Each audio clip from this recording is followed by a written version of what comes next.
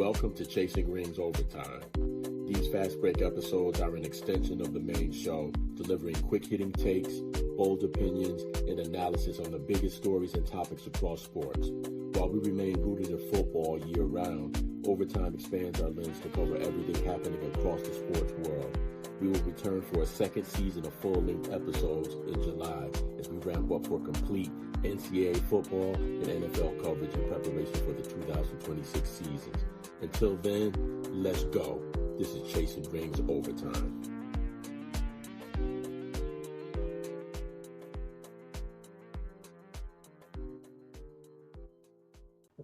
Welcome to another episode of Chasing Rings Overtime. Gentlemen, how are you feeling tonight? Doing good. Wonderful. Great. Yeah, I feel like we're World Championship, so I'm good. Yeah, let's acknowledge the Carolina Hurricanes for making an epic NHL playoff run, capturing the Stanley Cup the other night. I know we don't talk much about hockey, but we do keep our eye on the playoffs as best we can. So you see G has his background up repping the Carolina Hurricanes. So congrats to your boys, G. But obviously what we've been talking about the last few episodes, really everything has come to a head.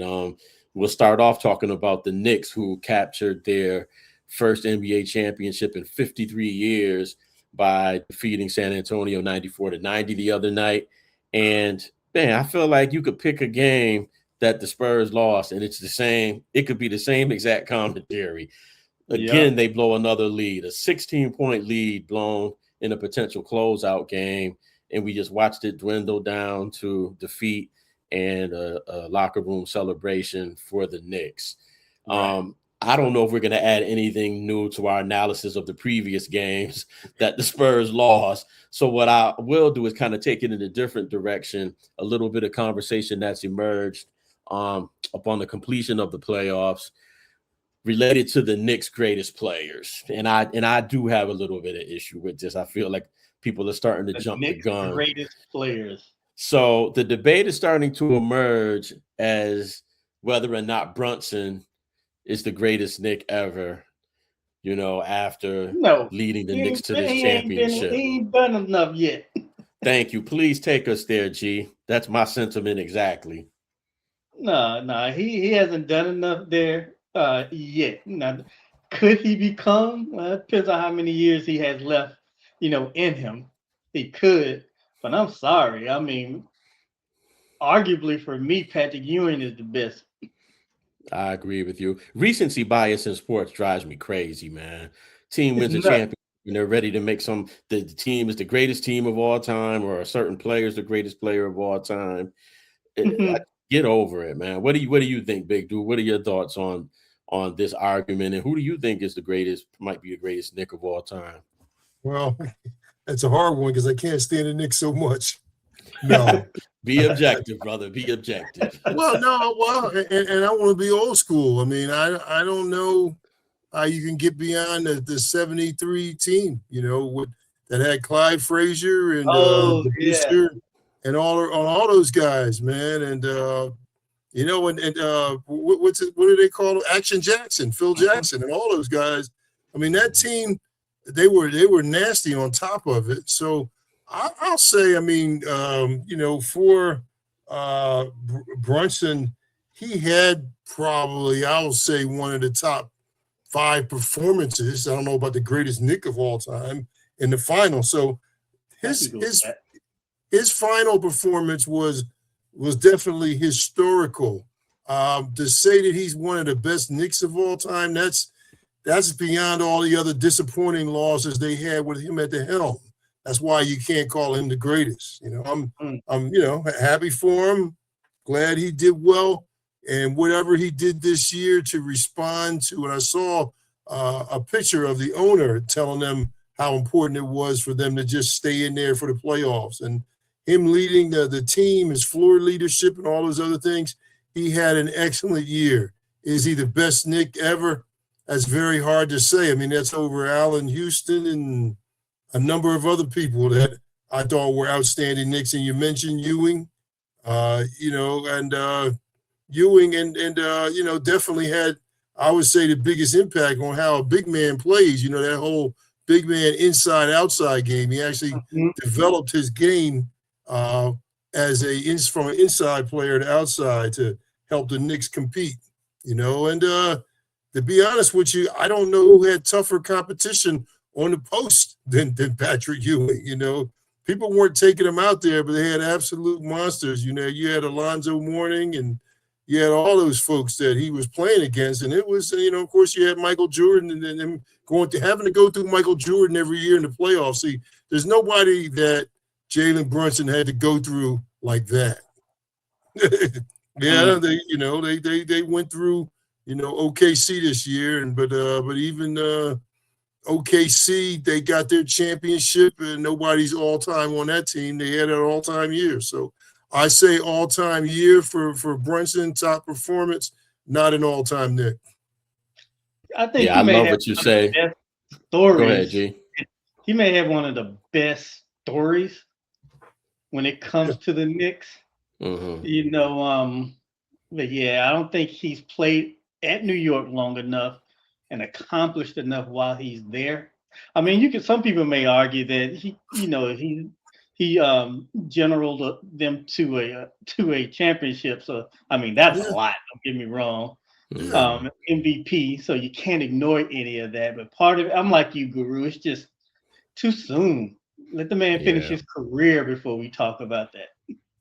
Yeah, I really like the argument that Big Dude was making about competition, and again, not to knock any of the players that they went through, but when you think about that Ewing era, you named a lot of the people he had to go against, Big Dude, but just in the NBA Finals, the 2 NBA Finals appearances, you have to deal with Olajuwon, then you have to deal with Duncan and Robinson on the same team.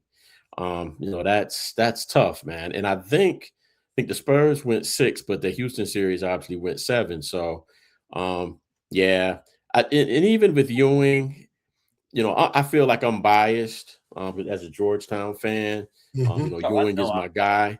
But, I think I may have texted one of our group chats. I don't know if it was us or in another group chat, but I was reminded, like, don't forget Clyde Frazier's sitting up there with 2 rings. Clyde. So, you know what I'm saying? So let's, again, he's the king of New York right now because, most of us, I mean, we didn't even see Clyde. So none of us have seen that. This is all we know, and especially the younger generation, they want to hop on this bandwagon. But let's slow this train down a little bit, see what happens moving forward. He is definitely set up very nicely to become the greatest Knick. I mean, right now, I'm willing to crown him the king of New York.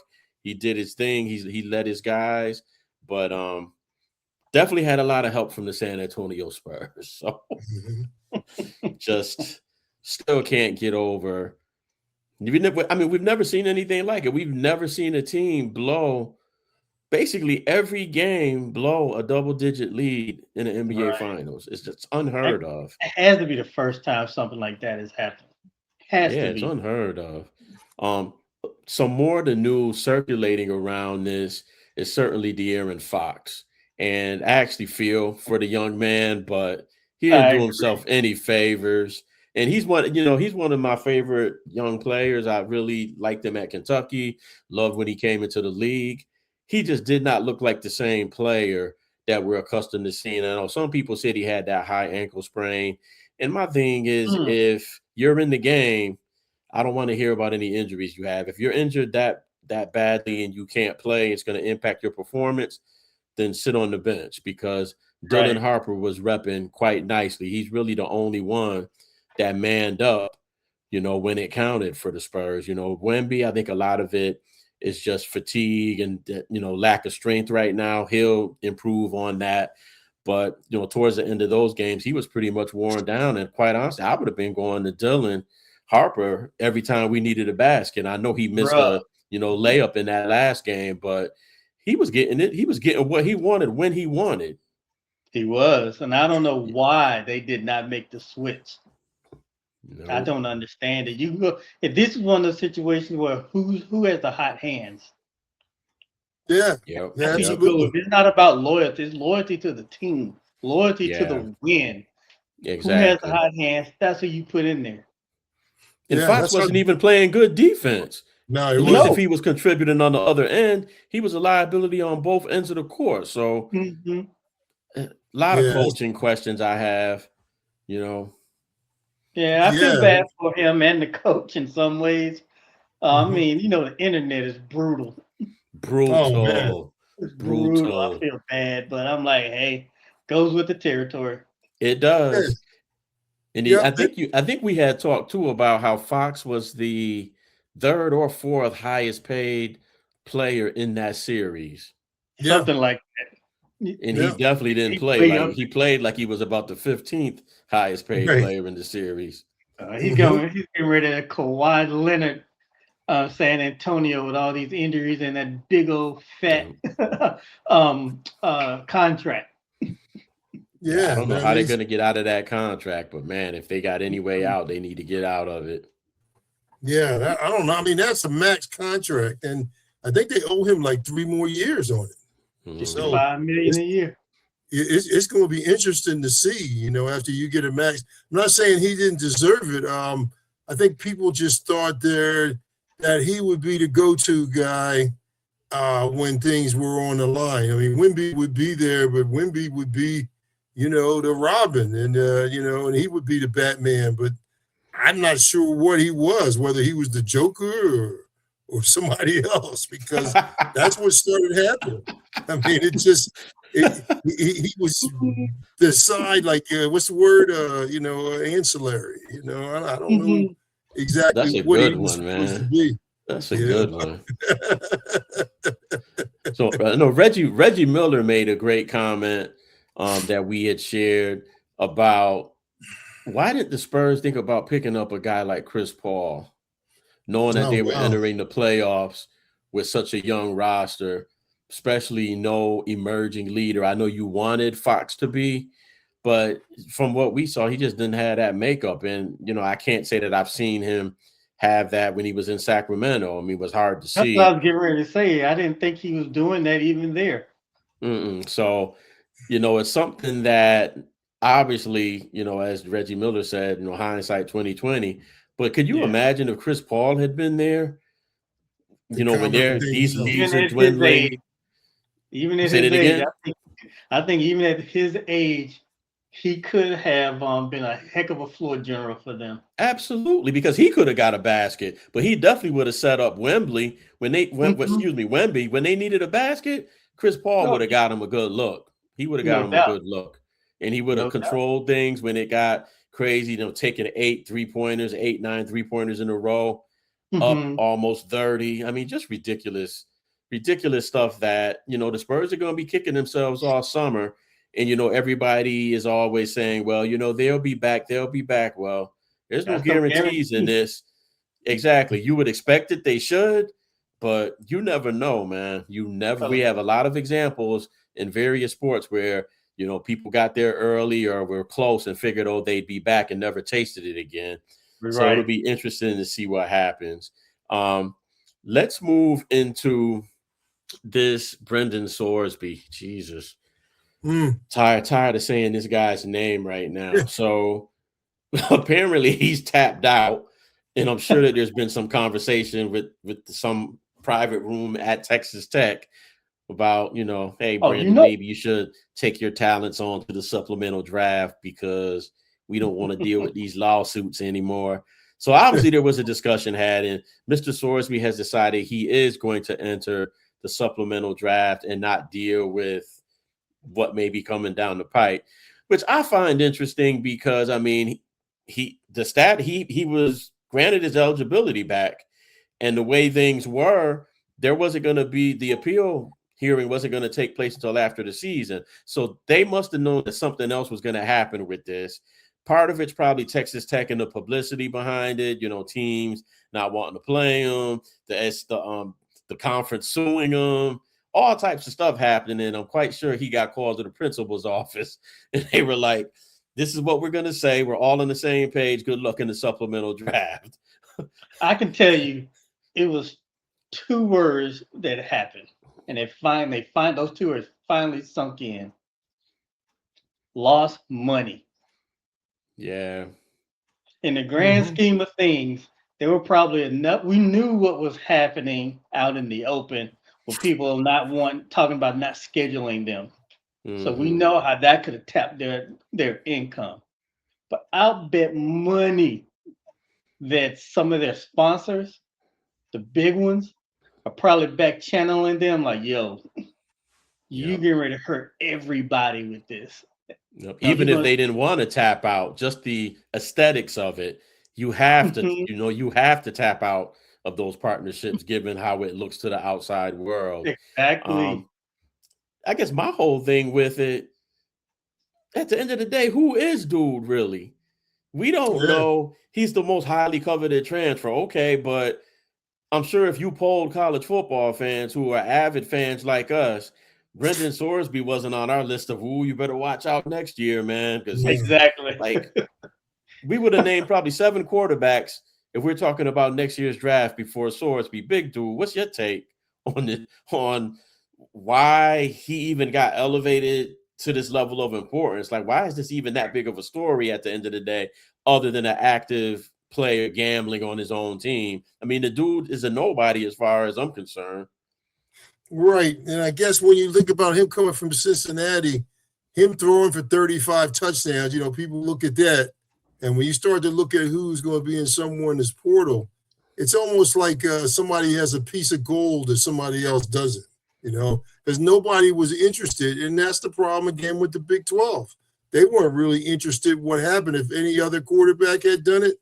That's my question. Why him, though? We know that's him, but I know there's other folks, and there was a situation a couple of years ago with something similar, and they finally didn't get a chance to play. I just think the unfortunate part about this is the Big 12 doesn't look like it's going to be able to sustain itself. Once you basically have also asked Texas Tech to leave the conference. That's what I see. The fact that he's in the clear and he's going for the supplemental draft. Once and everything has to get switched around. By the way, that injunction has to get switched around. The fact that he's going there, that doesn't mean everything's done. I mean, on one part, Texas Tech is never going to forget what the Big 12 did to them, by going to a federal court. They'll never forget that. And then the Big 12 is never going to forget you kicked us in the groin by going to this Lubbock judge. Neither one is really going to forget. But my issue with Texas, I don't know how they can remain a conference and you still have this particular player. And of course, the biggest thing sandwiched in all that was, I think the NCAA trying to use what muscle they thought they had, which was a good move, asking for a stay on that injunction. They wanted to stay on that injunction in August. And if they had got to stay for the injunction, he wouldn't have been eligible and would have missed everything. That little bit of stay, even though NCAA didn't have it, like you said, it was lost money, but it was lost money for them too. So I don't know how these constituencies are all going to be able to work together, because with the player coming in, this all of a sudden is bigger than the player. And then you might have saw Texas Tech puts out this video. That's a heavy video with the president and with the athletic director and with the chancellor. They put a whole 25-minute video trying to explain everything they were doing, which I thought was crazy. When you're talking about lost money, I said, when I watched that video, man, I was like, y'all gotta watch it. It's a heavy video. When they put it out and tried to explain it, you talk about something you have never seen or never thought you would ever do. That tells me a whole lot more. And there's got to be something else beside, them thinking that they're going to win the Big 12. Because now, on all the other betting things I still saw with this guy, Will Hammond, they still say that Texas Tech is going to win it. So if Texas Tech, and they believe Texas Tech is still going to win, and the coach is saying he's supremely confident, well, why are you hanging on to this guy that we aren't too sure about? That's what I don't understand. And it's almost like somebody had a little toy that somebody else didn't have. How you get that toy? Well, you can't get a toy like that. And it was all based on projections, especially those programs talking Kansas and some of these other programs. They're not the history. They're better than they were, but maybe that's the quarterback that they needed. Why don't you just say that we all didn't have the opportunity to get him? Maybe I just don't believe it was all. As much as he broke the rules and admitted he broke the rules, I still don't think that's what that federal lawsuit that they were going to do was about. That you're not going to beat our time. No way, Texas Tech. And then they had to ask and had to bring somebody in there. They had to ask the what do they call the attorney generals? And they had to ask them, could they use their own authority? See, this is what I'm saying. All of a sudden, everybody's talking about what authority they can use. And the NCAA is on the outside of this whole thing again. We need a lawyer to say we can use our authority and we can come down on Texas Tech and we're going to get that, like you said, the revenue money. That's what they wanted. They wanted the revenue money. I think this is only the beginning between them. So while Sorsby moves on, I don't think the NFL is really that excited about Sorsby, if you ask me. Why would you bring him in? Second round. Yeah. Right. Yeah, well, it's interesting because nothing has even been resolved, right? Nothing. All this back and forth, the issue at hand has not been fixed. You had a student athlete who had a gambling problem to the extent that he bet on the team that he played on. Yeah, and basically won. He basically won because he would have played the season if whatever conversation took place did not take place. We would have ended up watching him play the season. So they did not fix the issue that they have. How are they going to handle this the next time it happens? Right. You know, that's what I'm kind of trying to figure out. It's like, okay, Texas Tech is trying to, you know, wipe the smear off their face and put some makeup over this situation. But whether it's the NCAA, Texas Tech, all the powers that be, they did not resolve this issue. What are you going to do the next time a student athlete has been found to be gambling on the sport and or on their own team? How will it be handled? Who has the jurisdiction to handle it? Right. Doesn't tell us anything, doesn't help us resolve anything moving forward. And I think that's what I have a problem with. I could, you know, I kind of wanted to see the kid play because I wanted to see what was going to happen, what was going to be the next legal battle before they finally figured out how they're going to handle situations like this moving forward. Now we're just waiting for the next problem to occur, to be quite honest with you. He's going to run off, probably end up getting a big payday in the NFL. Don't ask me why, but they act like this dude is the next coming. So I don't know. Who would you give up? Would you give up your 2027 second round pick for this dude? Nope. I wouldn't, because I mean, look, addiction is serious. Yeah, it is. Took the words right out of my mouth, G. That's the next thing I was going to say, that this dude's an addict. I'm not quite taking a chance. I would rather have seen him play the year of college ball, get through unscathed, you know, certainly interview him, learn a little bit more about him, then maybe I'll take a late round chance on you. But now, nah. No. And I don't think he thinks he's going to get picked. I'll bet you he is going to be an undrafted free agent, so he can go where he wants to. But everybody keeps talking about this redshirt thing. Even if he doesn't play in the first year, kind of as you said, G, this whole addiction thing in the environment, you know, where people can bet on stuff and do different things. The NFL still has their rules, but even from the 60s, when you had Alex Karras and all the rest of those guys, you know, they had to sit a year out. And even they had to sit a year out of football.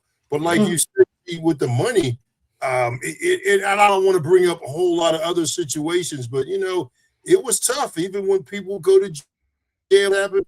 I went to a preseason game when Michael Vick got out of jail. It was very controversial. On one side, everybody looked at me, sized me up, sees a 6'7" black man and says, "You think this is great that Michael Vick is going to be playing for the Eagles?" Then you have this other group of people that are holding signs saying, "No, don't play this dog killer."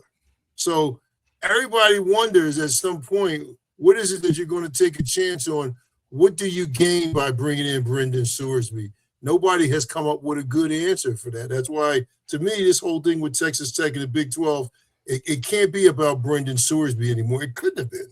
I mean, at first it may have been. Now it's like, where is it going to go? And everybody else is saying, well, the NFL should take some action on him. For what? What? He has a clean sheet when he doesn't. Yeah, it's not the NFL. It's not an NFL problem to resolve. He didn't commit to acts under their watch. Right. But these are the things people are suggesting. So I don't know, as you said, G, whether he's willing to. I mean, you're going to lose a 2027 pick, and now everybody is coming up with all these projections saying, well, this is a good quarterback class. And this past quarterback class, he would have been a top quarterback. It's hard to say. Nobody knows. Nah. And he's going to work out of the high school so everybody can see him now. Now he's going to go to some high school to do it. But the thing that gets me is through all this, and I don't want anything to happen to this kid, and I want him to have the best of everything. But Texas Tech is still going to let him keep his $5 million bag. How? For the upcoming season? They're going to let him keep it. So how do you take it from him? How do you take it from him? He was ruled eligible. So what? On what grounds would you take it from him? Well, I golden parachute, man. That's what that is. Yeah. And that's why I hope we have another NIL discussion. I thought part of what NIL was about was performance-based also. I guess what I'm saying is if it is performance-based in some way, he did not perform. He didn't play a single down. And he got well, I think G mentioned it in a previous episode. The NIL is situational. It's however that particular school or entity wants it to be. It could be some people getting a bag for nothing. It could some people having to make 9 million appearances for their bag. You know, I think there's so many variations on it. Yeah, that's the third party one. Yeah, you can't even really dictate what does it actually look like, because it's different everywhere. What's the big problem I have, and you bring up the Vic example, big dude, is that Vic was a proven commodity. You know, a lot of these guys, you know, guys in the NFL level that have gambled and done different things, at least they were proven commodities. This guy is not. What is he proven that I'm going to take this chance that you're going to come in and be what my franchise needs? You know, I'm seeing him in a Cleveland Browns uniform, and everybody's like, Cleveland should hop on it. Cleveland got enough issues. And why create another issue in Cleveland? No, here's the thing. I looked at his stats, and he's not horrible by any stretch of the imagination. No, he's not really horrible at all. And I honestly think that in an ideal world, he would he'd be on somebody's squad, whether he start or second string. He'd definitely make a squad, and I think he would have a career. So for me, I don't know if I would give up like the first 3 rounds to get him. Because this is what I'm thinking, that if I were to draft him, the thing I'm going to do is keep him out a year. I mean, that year he's going to focus on himself. Addiction, we control of anybody he would go start. There's nobody that we can think of he would go start right away anyways, is there? We can't. There's no team that Atlanta. No, come on, man. That's disrespectful. That is disrespectful. That is utterly disrespectful. Well, I am a Panthers fan, so that's true. That's true. That's true. Crap on. But anyway, my whole point is this: I think for his specific situation, he has the tools. I think that if he continues his trajectory, I mean, I think he'll have an NFL career. I said, but. And I feel the same way about people who have injuries, like particularly serious injuries. Keep them out a year. Let them, in the case of addiction, let them figure out the coping mechanisms, the support system, and have it under control. If you're injured, make sure that injury is healed and that you can actually deal with the constant pounding. It's not that you can do 1 or 2 sessions with an injury. You have to be able to handle it repeatedly over time. So give that person a year. Give this young man a year to just work on himself. And of course, you're gonna have your coaches working with him. You're gonna have people. He's gonna be throwing. It'd be an OTA style type thing during that year because you want to keep him engaged. But give the man a year to work on himself. It's a part of the contract wherever he goes, so he can get the coping mechanism and support system in place. See, I think you touched on one of the most important things. While this has been about Brendan Sorsby, it has not really been about Brendan Sorsby. Amen. Right. You know what I'm saying? It's all Amen. about people's pockets, the Yeah. teams, the conference. Mhm. You know, the courts are involved in it. It's like they're fighting over. It's like, you know, it's to me like a couple getting ready to decide a custody case, and they're fighting over the kid. Basically, one's got one arm, one's got the other arm, and they're gonna Right. tear the kid, rip the kid apart, and nobody's even thinking about what's best for the kid. Right. Both of y'all ripping at the kid, and no one's investigating, you know, what's going to be best for him. That's right. And Great you know, point. not to defend him, but I just haven't seen where anybody really gave a damn about him. Nope. Mhm. It was all about Agreed. saving face at the end of the day with the addiction program. I don't care what they say. That was to save face and to get him to play. It was all about Right. him playing. You know, it wasn't about anything else. And I think, you touched on probably the most important aspect of this. You know, where is his well-being at the end of the day, regardless of what decision he made? So, big dude, anything to close this out? No, just I would say, whenever conferences and people work together on behalf of a player, let it be about the player, because the precedents that you set are going to be. We all talked about him playing is going to change college football forever. He decides to go into the supplemental draft, but then now we're going to higher courts to step on people from higher courts. To me, that has changed college football forever. That you're bringing in a federal court, and if it's not about the player, then what are you bringing in a federal court for over someone else? And then individually suing all the top administrators. You've set a precedent. You got that right. I hope they can recover from that. Yeah, that's a great point to end on. Again, however this pans out for him, I'm sure he'll come up again as we find out the results of the supplemental draft. But until then, continue to rock with us. Follow us on all the major streaming platforms, like, subscribe, all that good stuff. And until next time, see ya later.